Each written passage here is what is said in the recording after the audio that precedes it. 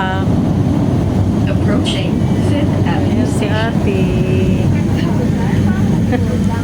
Parang nasa Thailand lang. 5th Avenue Station. Sasakay-sakay ng train. 5th Avenue Station. Malayo pa yung ano namin. Pang ilang ano pa tayo.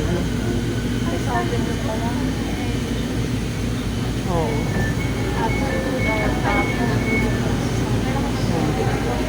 Sunod yung ano. Our Papa. Next time. One. Malayo-layo pa. Malayo-layo pa kami mga sisi. Layo pa namin. Ang layo pa namin. Tapos maglalakad pa kami dun sa may bandang school nila. Ang susunod na istasyon ay R. Papa Station. Mga tao mga sisi. Next station, R. Papa Station. Our Papa. Malayo-layo pa sis. Layo.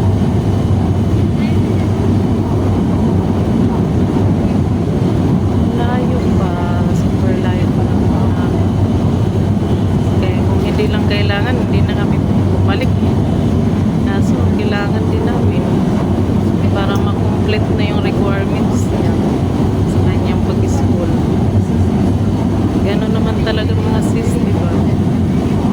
Nang-completohin mo. Pero mga August naman yung start ng pasok. Malayo. Paparating na sa R. Papa Station. Na ano lang Approaching namin, R. Papa Station. kompleto na, makapasa. Tapos na. Bahala na R. Papa Station. magpapakasyon Papa kung Station. saan. Sobrang init. Basa na yung likod natin. Dapat pala nagdala tayo ng extra na damit. Super init.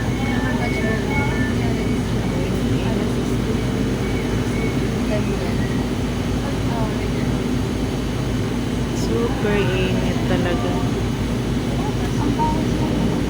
Pagbaba natin ng Central Terminal mga sis, lalakad pa kami. Medyo malayo-layo pa, di ba yun? Ang susunod na istasyon ay Abad Santos Station.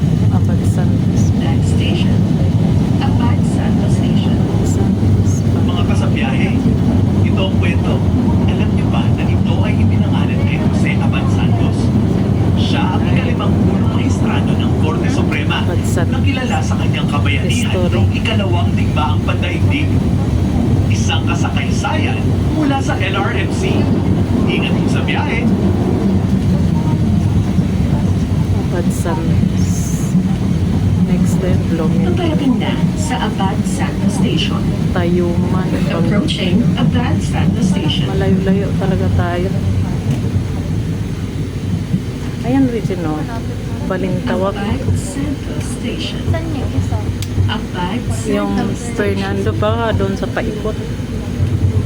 Diba may ibang way doon na bago siya next time, baba tayo ng Balintawak. Sure talaga na makaupo ka na. Kaysa dito sa Monumento area.